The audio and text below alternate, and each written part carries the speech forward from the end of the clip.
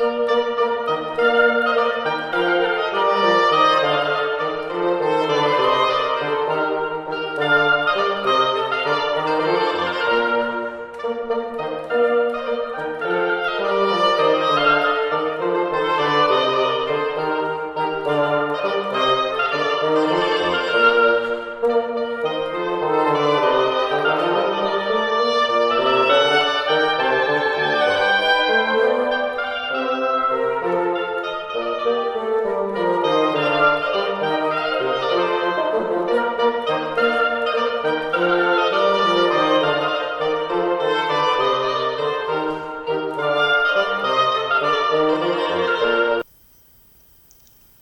passage de l'évangile de Marc sur lequel nous nous penchons ce matin est construit d'une manière assez particulière. Il a pour thème général l'enseignement de Jésus. Marc veut nous faire découvrir les premiers moments de l'enseignement de Jésus. Le mot enseignement, le verbe enseigner, apparaissent en tout 4 fois dans ce passage. C'est dire que vraiment c'est l'insistance thématique de tout cet extrait-là. Mais en même temps, Marc construit la chose de façon un peu particulière, parce que les mentions de cet enseignement sont surtout passées au début du texte ou tout à la fin. Au milieu, on a un récit d'exorcisme dans la synagogue. Et on peut se dire, en fait, ça n'a rien à voir, un exorcisme avec l'enseignement que Jésus prononce. Or, il me semble que Marc unit tout cela avec un autre terme, une autre notion qui me paraît très importante, c'est celle d'autorité. En effet, il nous dit que Jésus enseignait avec autorité dans la synagogue. Et puis à la fin, juste après le récit d'exorcisme, ce sont les foules qui s'interrogent sur ce qu'a fait Jésus à ce moment-là et se disent « Qu'est-ce que c'est que cet enseignement ? Il commande avec autorité même aux esprits impurs. » C'est donc sur cette notion d'autorité que je voudrais nous pencher ce matin tous ensemble, mais en vous prévenant tout de suite que quand nous aurons terminé cette prédication, on n'aura pas fait le tour de la question de l'autorité dans la Bible et particulièrement de l'autorité de Jésus dans les évangiles, parce que c'est un sujet énorme, immense. Le cadre imparti par cette petite prédication est vraiment trop restreint pour qu'on puisse vraiment avoir compris exactement de quoi il en retourne quand on parle de l'autorité de Jésus. Cependant, il me semble que même en restant à notre passage, on va pouvoir avoir quelques éléments positifs à retirer de tout cela. Et puis, peut-être que Dieu voulant, on pourra en reparler dans d'autres prédications un petit peu plus tard. Alors avant de reprendre le texte, je voudrais faire une petite remarque d'introduction autour de l'étymologie, de l'origine du mot autorité lui-même. Quand on regarde dans un livre qui s'appelle « Le dictionnaire historique de la langue française », c'est sous la direction de M. Alain Ray, c'est un livre, on ne lit peut-être pas ça tous les jours, mais enfin, une fois de temps en temps, c'est très intéressant quand on veut se pencher sur l'origine d'un mot. Je suis allé regarder l'origine du mot « autorité ». Et voilà ce que j'y lis. Autorité est un emprunt ancien du latin auctoritas. Ok, même pas peur, autorité, auctoritas, c'est du latin, d'accord, très bien. Il nous dit quelques petites choses encore, on y reviendra d'ailleurs. Et un peu plus loin, il explique, parmi les sens du mot auctoritas, on relève pouvoir d'imposer l'obéissance et crédit d'un écrivain d'un texte. Ici, je voudrais retenir le tout début de cette phrase, parmi les sens du mot auctoritas. Et en fait, on ne nous les donne pas tous dans le détail ici. Et ça, je trouve ça très intéressant. Parce qu'en fait, ce mot d'autorité, eh bien, son étymologie, elle est difficile à définir, même encore en français aujourd'hui. Il se trouve, il me semble, que c'est exactement la même chose pour l'autorité de Jésus, du temps de ses contemporains, et même encore aujourd'hui, parce que c'est un des éléments qui définit, qui détermine la foi chrétienne. On n'arrive pas à dire comme ça, d'emblée, de manière univoque et unilatérale, d'où vient l'autorité de Jésus. Répondre à cette question, d'où vient son autorité, eh bien c'est ça qui fait qu'on va se positionner comme chrétien ou pas. Et il me semble donc que ce point commun entre notre situation vis-à-vis du mot d'autorité aujourd'hui et celle de l'autorité même de Jésus nous permet de mieux comprendre qu'on va toucher vraiment quelque chose de très important pour notre identité chrétienne elle-même. Je vous propose donc maintenant de reprendre notre passage pour nous pencher sur les éléments qui sont donnés dedans par Marc, qui nous aideront peut-être à mieux comprendre ce que c'est que cette autorité de Jésus. Relisons les 2 premiers versets que nous avons entendus, les versets 21 et 22. Ils se rendirent à Capernaum. Dès le jour du sabbat, Jésus entra dans la synagogue et se mit à enseigner. On était frappé par son enseignement, car il enseignait avec autorité et non pas comme les spécialistes de la loi. Marc ici nous aide à compléter un premier élément de l'autorité de Jésus qu'on a vu déjà la semaine dernière, parce que vous vous en êtes sans doute aperçu, ce passage fait suite immédiatement à ce que nous avons lu la semaine dernière, l'appel des 4 disciples, des 4 premiers disciples de Jésus. Ben justement, quand il a appelé ces 4 hommes, Jésus a juste fait « Venez, suivez-moi », vous vous souvenez le jeu de mots, « Je vous ferai pêcheurs d'hommes », et Marc nous dit « Aussitôt, Simon, André sont venus, ont tout lâché et ont suivi Jésus ». Il y a donc un premier élément là d'autorité qui vient, qui est peut-être lié au charisme de Jésus. Jésus avait peut-être une autorité charismatique liée au fait que sa présence était impressionnante et attirante peut-être. Il nous faut alors faire vachement attention à ça, si je puis me permettre, parce qu'un tel type d'autorité peut devenir très dangereuse. Ça peut confiner à l'emprise ou à la séduction, par exemple. En fait, il ne suffit pas d'avoir une présence impressionnante auprès des autres, ou un regard pénétrant, ou une voix tout à fait impressionnante, pour avoir vraiment de l'autorité. Or ici, Marc complète ce qu'il vient de nous dire. Non seulement peut-être, on était impressionné par Jésus, par sa présence, mais son autorité s'appuyait sur son enseignement religieux, l'enseignement qu'il avait du texte biblique, qu'il pouvait donner à la synagogue, dans le cadre de la religion juive, tous les jours de sabbat. Il faut bien comprendre ça et ne pas remettre ça à notre contexte à nous, parce qu'on court le risque à ce moment-là de rater quelque chose d'important. Ce que Marc est en train de nous dire, ça n'est pas que les choses de la loi sur lesquelles Jésus avait autorité ne concernaient finalement qu'un jour dans la semaine, de manière un peu circonscrite, le jour du sabbat, et un lieu particulier, celui de la synagogue. En effet, ça c'est notre compréhension à nous de la religion, souvent marquée par la laïcité. La religion, c'est tel jour, le dimanche matin, le dimanche, on lit sa Bible, on est réunis à l'église, et puis voilà, c'est fini. Non. Dans la compréhension même de la loi juive de l'époque, cela concerne tous les domaines de la vie. La loi juive, elle ne s'applique pas seulement à la religion, au rituel, à tout ce qu'il peut y avoir de l'ordre dans le temple, la pratique qu'il pouvait y avoir, mais ça concerne tous les domaines de la vie. L'autorité donc de Jésus, elle s'appliquait finalement à tous les domaines de l'existence. Il faut entendre également que Jésus, ici, a une autorité non pas comme les spécialistes de la loi. Il enseignait avec autorité et non pas comme les spécialistes de la loi. Je crois que cette remarque que Marc nous fait est très importante pour bien comprendre de quel type d'autorité il s'agit. Dire par la négative que ce n'était pas comme les spécialistes de la loi, c'est peut-être déjà dire une première chose, qui est que l'autorité de Jésus ne consistait pas simplement dans une répétition de choses déjà connues par des personnes qui auraient eu en charge de le transmettre aux autres. C'est un problème qu'on peut rencontrer notamment dans les religions, mais après tout aussi dans l'enseignement en général. Quand un enseignant se contente de répéter et de faire répéter à ses élèves des choses qui sont censées lui passer un petit peu au-dessus de la tête parce qu'elles sont très théoriques, très générales, oui, il va le transmettre, il va l'apprendre, mais est-ce qu'il a vraiment une autorité pour pouvoir donner tout cela et conférer cet enseignement? Ça n'est pas tout à fait sûr.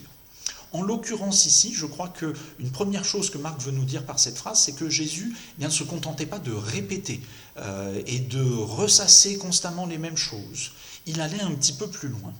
Mais il y a alors une deuxième remarque qu'il me faut faire pour peut-être pas tout à fait contredire ce que je viens de dire, mais le tempérer en quelque sorte. Parce qu'il ne faut pas oublier que les spécialistes de la loi dont Marc parle ici sont les scribes, c'est-à-dire les ancêtres des rabbins. Or, les rabbins, ça serait vraiment leur faire injure, en particulier aujourd'hui, que de penser que ce sont des gens qui sont juste là à apprendre la Torah par cœur et à la répéter comme ça. Un des principes fondateurs de la religion juive, encore aujourd'hui, c'est l'interprétation de la Torah. Un rabbin, c'est non seulement quelqu'un qui connaît vachement bien sa Torah, mais qui en plus est capable de l'interpréter, donc de donner de nouveaux sens à ce qu'il lit là, et qu'il va transmettre ces nouveaux sens à son auditoire. Nous, les protestants, nous sommes très sensibles à cette manière de présenter les choses. Parce que nous disons souvent aussi qu'il faut interpréter le texte biblique, parce que c'est le meilleur moyen de ne pas tomber dans une lecture fondamentaliste. Et je ne peux que être d'accord avec cette prévention-là. Il faut faire attention de ne pas tomber dans le fondamentalisme, c'est-à-dire en fait la répétition. C'est écrit comme ça, je répète ce qui est écrit là, parce que c'est écrit comme ça, et puis c'est tout, on n'en parle plus. Non, il faut interpréter le texte, mais alors il faut faire très attention à un autre écueil qui peut y avoir dans l'autre sens, qui est celui quelque part de l'orgueil de l'interprète. Quand j'interprète un texte biblique, il y a un grand danger qui peut arriver, c'est que je finisse par tirer la couverture à moi en tant qu'interprète pour montrer combien je suis vachement intelligent, combien j'ai compris le texte là, et puis je montre aux autres que je sais faire telle et telle connexion avec tel autre texte biblique, ou bien je montre mon savoir anthropologique pour bien comprendre de quoi il s'agit. Là, j'ai pas tout le monde, mais finalement tout le monde me regarde moi et ne regarde plus Dieu. Parce que le fond de l'interprétation biblique, ça n'est pas juste pour le plaisir de faire jaillir un sens nouveau des textes, c'est d'abord d'approfondir notre relation avec notre Seigneur. Il ne faut donc pas, dans l'interprétation, considérer que cette activité-là serait une fin en elle-même. On n'interprète pas le texte pour le plaisir de l'interpréter ou pour briller intellectuellement. On interprète le texte pour pouvoir aider chaque personne à davantage entrer en relation avec son Seigneur par la médiation du texte, évidemment, et grâce à ces nouvelles interprétations. Mais c'est toujours pour privilégier la relation interpersonnelle avec Dieu. Il me semble donc qu'ici, ce que Marc veut nous dire, c'est que Jésus ne faisait pas seulement qu'interpréter. Il ouvrait les choses à quelque chose d'encore plus profond à travers le texte. Et la troisième et dernière remarque que je voulais faire, elle tient à nouveau à la définition du mot autorité. Alain Ray nous apprend que le mot latin auctoritas, ça vient soi-même du mot auctor, qui veut dire auteur. Et quelque part ici, donc, on peut entendre cela ici pour Jésus. Jésus avait autorité parce qu'il était auteur de ce qu'il disait. C'est-à-dire pleinement auteur de sa parole, déjà, ça c'est une chose en effet, c'est-à-dire qu'il prenait quelque part le risque de s'engager personnellement dans ce qu'il disait, dans son interprétation de la Bible, mais aussi peut-être encore un petit peu plus, il était auteur des Écritures. Oui, frères et sœurs, si nous affirmons qu'en Jésus-Christ, il y avait pleinement un Dieu et pleinement un homme, eh bien, ça veut dire qu'il y avait en Jésus-Christ celui qui a inspiré les Écritures, Dieu lui-même. C'est ce que nous croyons que le Saint-Esprit de Dieu a inspiré toute la première partie des Écritures, et puis évidemment la seconde, mais elle n'était pas encore écrite au moment où Jésus est arrivé, bien sûr. Tout le Premier Testament est inspiré par Dieu. Et nous croyons que Jésus était lui-même Dieu qui a inspiré ce texte. Quand il en parlait donc, il en parlait comme il était l'auteur lui-même. Or, il y a difficilement plus autorisé à parler d'une œuvre que l'auteur de l'œuvre lui-même. S'il y a bien quelqu'un qui peut comprendre pleinement le texte biblique, c'est Dieu, je crois. Cette notion d'auteur veut aussi dire que c'est quelqu'un qui peut aider les autres à grandir dans leur rapport à la chose dont il est l'auteur. C'est ça que veut dire aussi auctor, qui fait grandir. Ça renvoie à une étymologie, augere, qui veut dire faire grandir. Quelque part, c'est un petit peu comme par exemple un maraîcher qui aide à la pousse de son arbre fruitier en l'entretenant, en l'arrosant, etc. Il le fait grandir, il lui permet de donner du fruit. C'est comme un père qui fait grandir ses enfants en leur donnant l'éducation qu'il leur donne. En l'occurrence ici, je crois que Jésus a aussi aidé son auditoire à grandir dans la relation à Dieu, à travers le texte biblique qu'il interprétait, à travers la parole qu'il donnait, son enseignement. Il avait cette autorité-là, qu'il prenait en quelque sorte soin de son auditoire, comme on prend soin d'un arbre fruitier, pour faire grandir la relation entre chacun de ses auditeurs et Dieu lui-même. Poursuivons maintenant notre passage de l'évangile de Marc. On arrive à la scène de l'exorcisme proprement dit. Il y avait dans la synagogue un homme qui avait un esprit impur. Il s'écria « Ah, que nous veux-tu, Jésus de Nazareth? Es-tu venu pour nous perdre? Je sais qui tu es, le Saint de Dieu. » Une des caractéristiques importantes de l'autorité, c'est la reconnaissance qu'il faut qu'on en ait. Des personnes sur qui s'exerce une autorité ne peuvent vraiment l'accorder à la personne qui l'exerce que si elles la lui reconnaissent, en fait.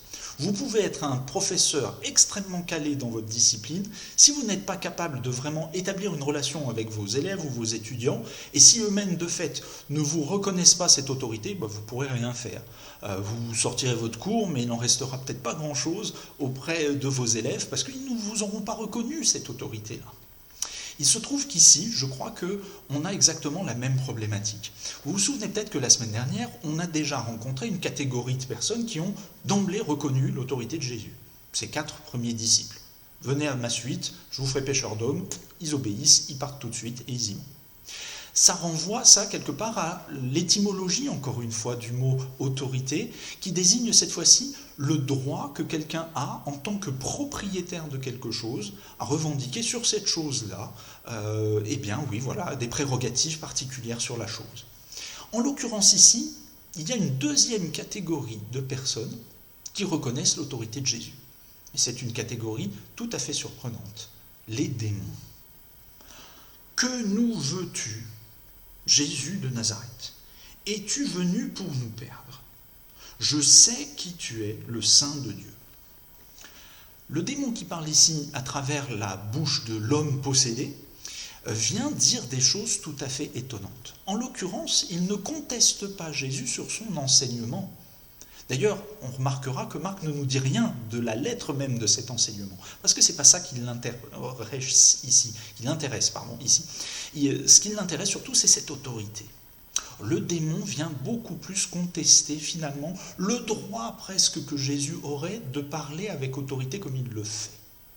Et pour cela, il introduit une confusion dans finalement les personnes qui parlent à travers lui. Es-tu venu pour nous perdre? Qui est ce nous que le démon utilise ici? Pourquoi parle-t-il tout d'un coup à la première personne du pluriel? Est-ce qu'il parle au nom des démons en général? Je ne crois pas du tout. Parce que juste après, immédiatement, il dit « Je sais qui tu es ». Et là, il parle en son nom propre. S'il fallait qu'il parle au nom de tous les démons, tous devraient être encore là impliqués. Il devrait dire « Nous savons qui tu es ». En effet, là-dessus, pour le coup, le témoignage biblique est univoque. Vous vous souvenez peut-être d'un verset de la lettre de Jacques, au chapitre 2. L'apôtre Jacques dit, verset 19, « Tu crois qu'il y a un seul Dieu? Tu fais bien. Les démons aussi le croient, et ils tremblent. » Autrement dit, le problème, il n'est pas exactement là de dire est-ce que on reconnaît l'autorité de Jésus. Les démons la reconnaissent parfaitement. Mais en disant « nous », je crois que le démon ici veut introduire une confusion par rapport à la communauté humaine assemblée dans la synagogue. Le démon fait croire, en fait, ici, que tous les humains seraient assemblés et liés contre Jésus parce qu'il leur voudrait du mal. Et là, tout l'enjeu est de dire, eh bien oui, tu n'es pas le propriétaire de tous ces gens. Alors qu'en réalité, c'est bien évidemment ça que Jésus vient établir par son autorité. Les démons veulent nous faire croire que nous leur appartenons à eux.